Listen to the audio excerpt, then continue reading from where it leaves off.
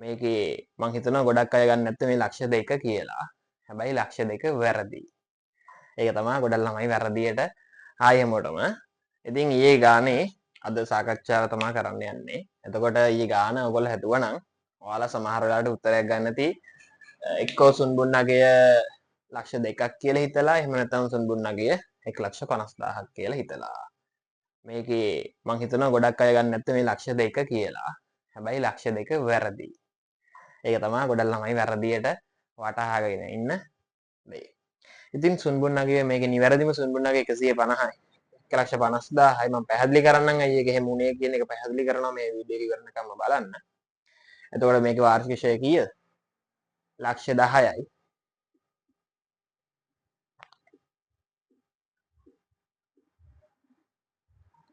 රින සුන්බුන්නගේ අපි ෂෙයා කරන්නේ පිරිවෙන් රින සුන්බුන්නගේ බෙදීම ඵලදායී ජීවිත කාලය අවුරුදු 5 එතකොට ෂෙයා කීයද වාර්ෂික ෂෙයා? 1,70,000යි. ඔයාලා මේක සුන්බුන්නගේ ලක්ෂ 2යි කියලා ගත්තා නම් ඔයාලට වාර්ෂික ෂෙයා 1,60,000ක් එනවා. ඒ උත්තරේ වැරදි මේ ගානේ හැටියට. හරිද? එතකොට ඔක තමයි මේ ගානේ පිළිතුරු දෙක 1,50,000යි සුන්බුන්නගේ වාර්ෂික ෂෙයා 1,70,000යි. දැන් ඔයාලට ප්‍රශ්නයක් එනවනේ ඇයි ලක්ෂ 2 ගන්න නැතුව 1,50,000 ගන්න අපි මෙච්චර කල් ගණන් හැදුවේ ලක්ෂ 2 අරගෙනනේ කියලා. ඒ ඔයාලට නිවැරදි අවබෝධයක් සුන්බුන්නගේ ගැන තිබ්බේ නැති නිසා. සුන්බුන්නගේ කියන්නේ ළමයි ඵලදායී ජීවිත කාලය අවසානයේ අදාළ වත්කම් විකුණලා ගන්න පුළුවන් මුදල නෙමෙයි. ඒක වැරදි. ප්‍රමිතයේ LKS 16 ප්‍රමිතයේ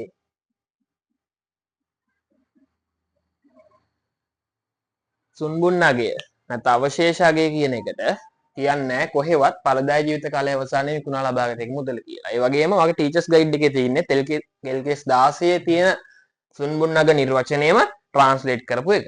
හරිද? එතකොට ඔයාලා ගාව මෙච්චර කල් ඔයාලා හිතාගෙන ඉඳලා තින්නේ එහෙම වුණොත් ඵලදායී ජීවිත කාලය අවසානයේ විකුණලා ලබාගත හැකි මුදල නම් ඒක වැරදි. ඒක වැරදි වැටහීමක්. නිවැරදිම සුන්බුන්නගේ කියන්නේ මම සරලව කියන්නම්. ඔයා උපකල්පනය කරන්න ඔයාගේ වත්කම හිතන්නකො අද ගත්තේ කියලා 2026 එකයි එක ගත්තා. හිතන්නකො ගත්තේ ලොරි රථයක්. ඔයා උපකල්පනය කරන්න ඔයා මේ ගත්තු ලොරි රථය අදම අවුරුදු 5ක් පහනේ මං කිව්වේ අවුරුදු 5ක් ඉවරයි කියලා හිතන්න. මේක අවුරුදු 5ක් පරණ එකක් කියලා හිතුවොත් ඔයාට මේක අද කීයකට විකුණන්න පුළුවන්. අන්න ඒක තමයි ඔයාගේ ලොරි රථයේ සුන්බුන්නගේ. ඒකයි මම මෙහෙම එකක් දීලා තියෙන්නේ.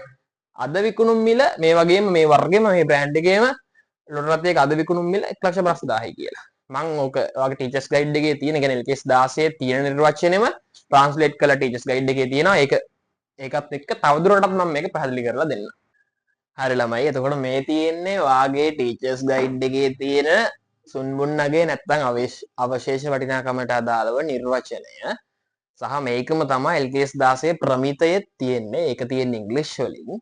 ඔයාලට පුළුවන් ඉතින් ඉංග්‍රීසි එක ඕනනම් Google එකෙන් ඩවුන්ලෝඩ් කරලා බලන්න ප්‍රමිතය. එහෙම නැත්නම් මේක තව පොඩ්ඩක් මම පැහැදිලි කරන්නම්. මොකද මෙතන තියෙන සමහර වචන ඔයාලට එකපාරට තේරෙන්නේ නැහැ වගේ වෙයි. ඒතකොට ටීචර්ස් ගයිඩ් එකේ තියෙන්නේ කියන්නේ LKS 16 ප්‍රමිතයේ තියෙන්නේ වත්කමක දැනටමත් වයසින් හා තත්වයෙන් ජීවිත කාලයේ අවසානයේ පවතියේ අපේක්ෂිත තත්වයට පත්ව ඇතනම් ඒ කියන්නේ ළමයි ඔයාට කියන ඔයා මිලදී ගත්තු වත්කම වයසින් හා තත්වයෙන් ඵලදායී ජීවිත කාලය ඉවරයි කියලා හිතන්න ඕනේ. කියන්නේ උපකල්පනය කරන්න කියනවා. හරිද? ඇතනම් ඒ ඉවත් කිරීමෙන් වර්තමානයේ ලබාගත හැකි ඇස්තමේන්තුගත වටිනාකමින් ඒ කියන්නේ ඒක වර්තමානයේ ඉවත් කරත් ඔයා හිතන්න ඔයා අද ගත්ත ලොරියක්. අපි කලින් කතා කරලා ලොරියක් ගැනනේ. ඒ ලොරිය ඔයා උපකල්පනය කරන්න මේක දැන් අවුරුදු 5ක් පරණයි. හරි අවුරුදු 5ක් පරණ. එහෙනම් අද මේ කීයකට විකුණන්න පුළුවන් කියලා ඇස්තමේන්තු කරනවා නම් ඒකෙන් අඩු කරන්න කියනවා වත්කම අපහරණය සඳහා දැරීමට සිදුවන අපේක්ෂිත පිරිවැයන්. අපහරණය කියන්නේ ළමයි ඉවත් කරනවා. ඒක අයින් කරන්න අපිට යම්කිසි පිරිවැයක් දරන්න වෙන්නත් පුළුවන්. එහෙම නැති වෙන්නත් පුළුවන්. එහෙම දරන්න වෙනවා ඒකත් අඩු කරන්න ඕනේ. මම ඔක තවත් පැහැදිලි කරන්නම්. ඔයාලට විභාගෙදී මේ නිර්වචනය අමාරුනම් මේ නිර්වචනයේ අදහස හරියවා විභාගෙට ලියන්න ඕනේ.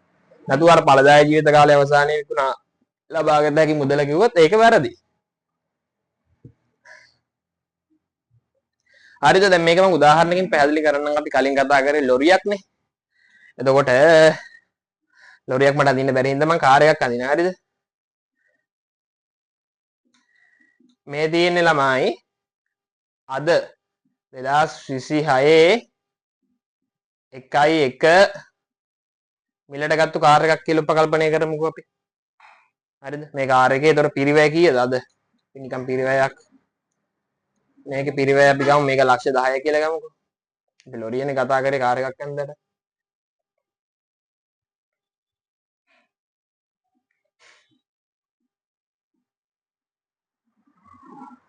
හරිද පිරිවැය එච්චරයි. එතකොට මේක ඵලදායී ජීවිත කාලය අපි වසර 5යි ඒව දැන් අදාළ නැහැ. හිතන්න මේ 2026 නේ. 2026 1/1ට අවුරුදු 5ක් පරණ තව ලොරි කාර් එකක් තියෙනවා කියන හිතන්නකො. මේ වර්ගයමයි. මේ වර්ගයමයි මේ බ්‍රෑන්ඩ් එකමයි ඔක්කොම මේ විදිහමයි. හැබැයි මේකේ විශේෂත්වය මොකද්ද? වසර 5ක් පරණයි. මේක ඇවිල්ලා බ්‍රෑන්ඩ් නිව්. 26 1/1ට බ්‍රෑන්ඩ් නිව්. මේකේ ඵලදායී ජීවිත කාලය වසර 5යි.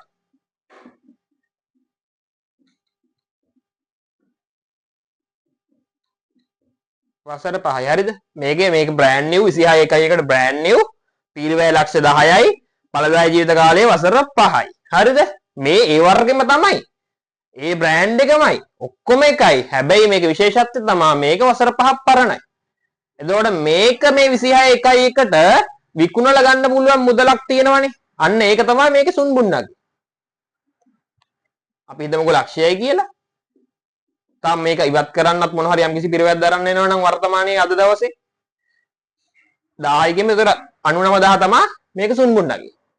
ඒක අර වෙන අවුරුදු 5ක් පැරණි කාර් එකක් අද විකුණලා ගන්න පුළුවන් වගේ මේකට සමාන කරේ. එහෙම නැත්නම් ඔයාලට මෙහෙම ගන්න පුළුවන්. මේක අමතක කරන්නකො. මේක අමතක කරන්න. මේ බ්‍රෑන්ඩ් නිව් 26 1/1ට තියෙන බ්‍රෑන්ඩ් නිව් අවුරුදු 5ක් ඵලදායී ජීව කාලේ තියෙන මෝටර රථය ඔයා උපකල්පනය කරන්න. හරි දැන් ඔන්න කාර් එක ඉස්සරහා තියෙනවනේ මැවිලා පේනවා. ඔය කාර් එක අවුරුදු 5ක් පරණ කාර් එකක් කියලා අද උපකල්පනය කරොත් 26 1/1 කියන අද දවසේ මේක කීයකටද විකුණන්න පුළුවන්? දැන් ඇත්තටම මේක ලක්ෂ 10ක් වටිනවා. බ්‍රෑන්ඩ් නිව් වාහනේ.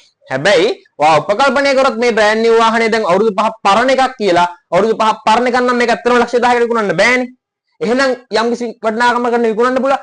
අන්න ඒ වටිනාකම තමයි මේ කාර් එකේ සුන්මුන්නගේ එහෙම නැත්නම් අවශේෂ වටිනාකම. ඒක තමයි මේ නිර්වචනයෙන් කියන්නේ.